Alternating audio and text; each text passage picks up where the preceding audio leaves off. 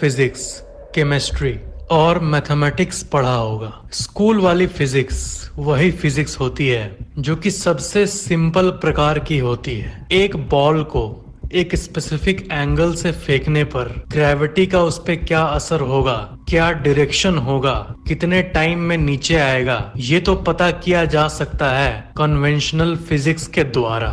इसे conventional physics कहते हैं, वही जानी मानी फिजिक्स जो कि स्कूल, कॉलेजेस और यूनिवर्सिटीज में पढ़ाई जाती है। चांद का पोजीशन हर समय अलग अलग होने के बावजूद भी एक रॉकेट को कितने स्पीड पे भेजना है और वो रॉकेट को इस तरह टाइम किया जाता है कि वो चांद पे ही एग्जैक्ट उसी जगह पर लैंड करता है जहां पर मिशन बना होता है। बहुत कुछ को, इनफैक्ट वेदर को भी प्रिडिक्ट किया जा सकता है कन्वेंशनल फिजिक्स के द्वारा। लेकिन दिक्कत तब आती है जब हम थोड़े देर शांत बैठकर ये सोचते हैं कि जूम्ड लेवल पर, एकदम एटम के लेवल पे मैटर किस तरह बिहेव करता है।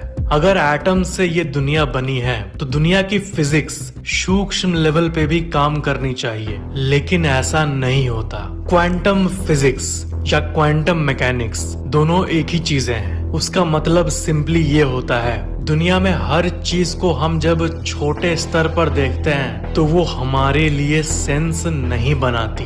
इस दुनिया में हर चीज अगर बेसिकली देखें तो एटम से बनी होती है। परमाणु, आप, मैं, आपका घर, आपका स्कूल बस, आपका टेबल, आपका मोबाइल, सब कुछ एसेंशियली एटम्स ही है जो कि एक स्पेसिफिक वाइब्रेशन पे डांस कर रहा है। वो एटम टेबल के फॉर्म में आपको दिख रहा है। जिन 3 पार्टिकल से एटम बना होता है, इलेक्ट्रॉन, प्रोटॉन और न्यूट्रॉन, ये तो सॉलिड होते हैं, फिजिकल होते हैं। बट दिक्कत ये है, जो मैंने अभी लाइन कहा, फिजिकल होते हैं, यही असल में नहीं होता है। साइंटिस्ट्स जब एक्चुअल में स्टडी करते हैं इन पार्टिकल्स की, तब उन्हें ये वेव की तरह दिखता है। मैटर को बेसिक लेवल पे देखने पे हर चीज लिक्विड की तरह दिखता है। इसे ही वेव फंक्शन कहते हैं और इसी को पार्टिकल वेव डुअलिटी भी कहते हैं। मतलब आपका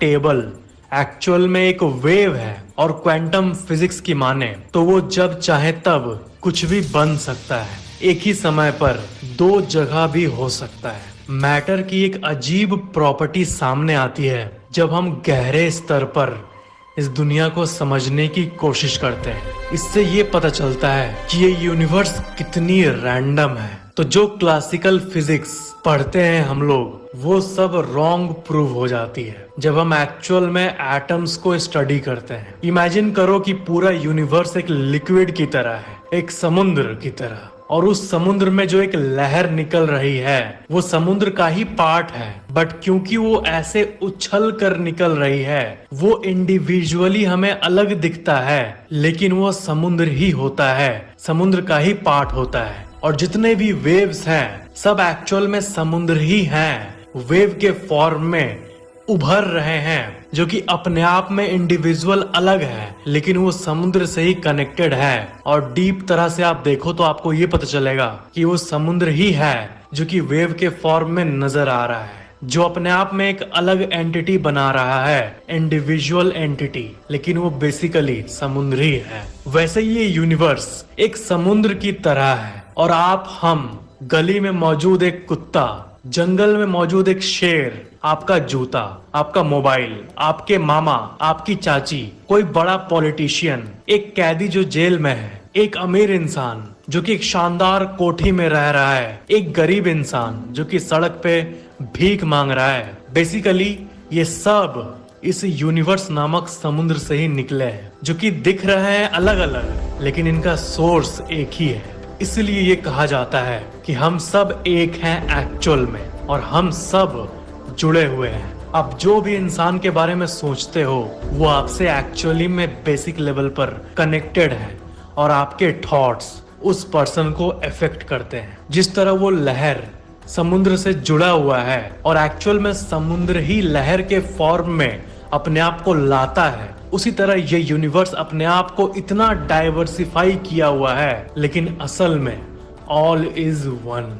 और यहीं पे बात आती है स्पिरिचुअलिटी और क्वांटम मैकेनिक्स की कोरिलेशन की। स्पिरिचुअलिटी मतलब आत्मा और बाकी चीजों की स्टडी, जिसको कि सूडो साइंस कहा जाता है। मतलब आत्मा होता है, इसका कोई मैथमेटिकल प्रूफ नहीं है। लेकिन जब कन्वेंशनल फिजिक्स के घमंड से आगे जाके क्वांटम मैकेनिक्स को वैज्ञानिक पढ़ते हैं, तब उन्हें ये पता चलता है कि आत्मा, परमात्मा, भूत, प्रेत, जितनी चीजों की बात की जाती है इस दुनिया में, सब असल है, रियल है। जिस वेव, जिस समुद्र की बात की गई है क्वांटम मैकेनिक्स में, उसे ही स्पिरिचुअलिटी में GOD, गॉड कहते हैं। All is one, there is nothing except that one. That one is also called God, Allah, Bhagwan, Waheguru, Jesus, या फिर कोई भी नाम ले लो। इसलिए ये कहा जाता है कि भगवान हर जगह मौजूद है और आप और हम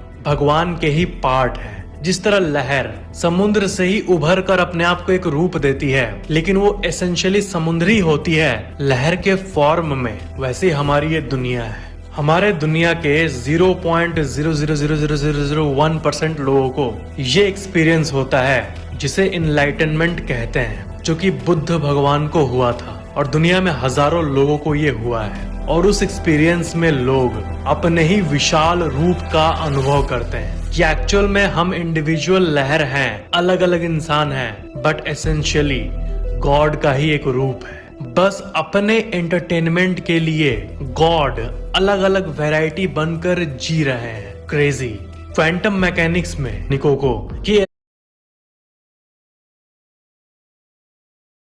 इलेक्ट्रॉन वेव भी है और पार्टिकल भी है। सिंप्लीफाई करके बोलूं तो चेयर भी है, और जैसे कि मैंने कहा, वो चेयर के साथ साथ हर कुछ है। वो जो चाहे वो बन सकता है। और सबसे मेन बात ये पता चलती है इस एक्सपेरिमेंट से कि वो इलेक्ट्रॉन तभी बनता है जब उसका कोई ऑब्जर्वर होता है, जब हम उसे देख रहे होते हैं। तो इससे ये थ्योरी निकलती है कि जब आप किसी चीज को देख रहे होते हो तभी वो होती है। और संस्कृत का एक श्लोक है, यथा दृष्टि तथा सृष्टि, मतलब जिस तरह आप इस दुनिया को देखोगे वो वैसे ही बन जाएगी। एंड एक्चुअल में साइंटिफिकली ये बात क्वांटम मैकेनिक्स में पता चली है। जब आप देखते हो किसी चीज को, तब वो सॉलिड रूप में रहती है। इससे हमारी माइंड की शक्तियों के बारे में पता चलता है कि हमारी थॉट्स की ताकत कितनी है। डबल स्लिट एक्सपेरिमेंट साफ साफ ये बताती है कि इस दुनिया में एक्चुअल में कुछ भी एग्जिस्ट नहीं करता, बल्कि जब आप इसको ऑब्जर्व करते हो तब आपके थॉट्स के हिसाब से ये दुनिया अपने आप को मोल्ड कर लेती है। Quantum eraser.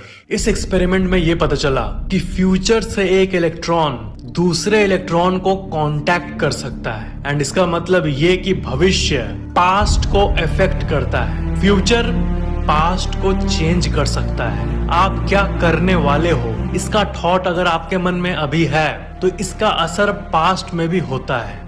Back in time जाके इलेक्ट्रॉन वेव या पार्टिकल फंक्शन के रूप में एक्ट करते हैं। एक क्लासिक एग्जांपल दूं तो कभी आपको ऐसा फील हुआ है कि फ्यूचर से आपको कोई मैसेज फील हो रहा है, जैसे कि माइंड में फील हो रहा है कि आज से 10 साल बाद शायद मैं ब्रोक हो जाऊंगा, तो इसलिए मुझे अभी मेहनत करनी चाहिए, नॉलेज गेन करनी चाहिए, नहीं तो भविष्य बहुत डार्क है। फ्यूचर की चिंता सताना और बाकी चीजों का रिलेशन इसी थ्योरी के साथ है। इसका मतलब आपके फ्यूचर सेल्फ की सोच आपके पास्ट यानी अभी को कम्युनिकेट कर सकती है। Quantum entanglement and superposition. Quantum entanglement experiment ये शो करता है कि दो ऑब्जेक्ट्स जो कि एक्चुअल में कभी कनेक्ट हुए थे, कभी न कभी मिले थे, वो जिंदगी भर के लिए समहाउ कनेक्टेड रहते हैं even after they are separated. यानी अलग होने के बावजूद भी, मतलब अलग रहने के बावजूद भी वो दोनों जिंदगी भर के लिए कनेक्टेड हो जाते हैं और एक का थॉट दूसरे के थॉट को इफेक्ट करता है। Quantum superposition. कृष्ण भगवान की कहानी में आपने इस कहानी को जरूर सुना होगा कि कृष्ण एक समय पे ही दो जगह साइमल्टेनियसली रहते थे। दुनिया की इसी मिस्टीरियस प्रॉपर्टीज का ज्ञान हमें पुरानी स्क्रिप्चर्स भी देती है।